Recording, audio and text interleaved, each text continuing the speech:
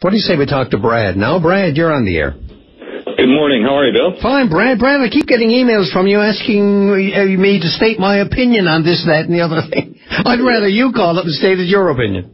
Well, you know, as you know, or as you may know, I'm challenging the constitutionality of the water management agreement on the Muskrat Falls. That is right. Absolutely, I am aware of that. Yeah. And you know, I was just kind of wondering what your take on that is.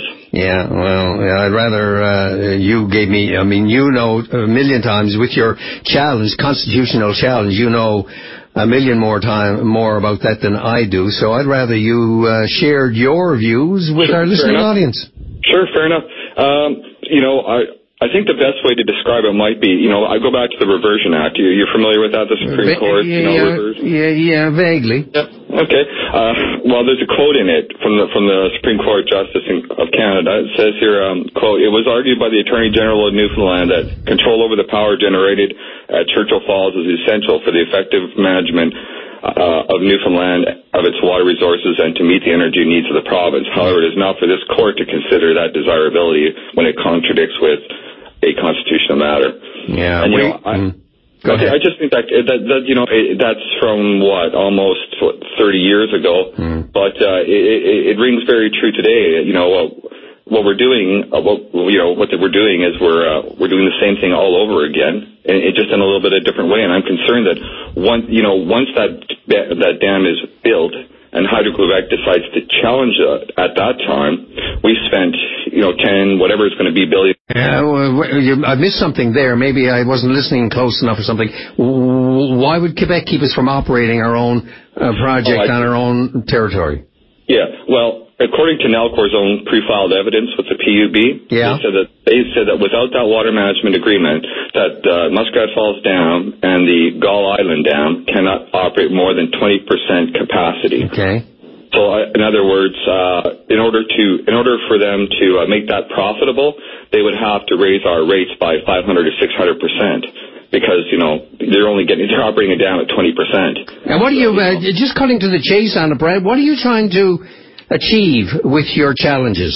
Well, what I'm trying to achieve is essentially for the judge to rule it unconstitutional and or have the issue reviewed by the Supreme Court of Canada before any more money is put into the Muskrat Falls, because right now we've already have $1 billion in, and it's unconstitutional.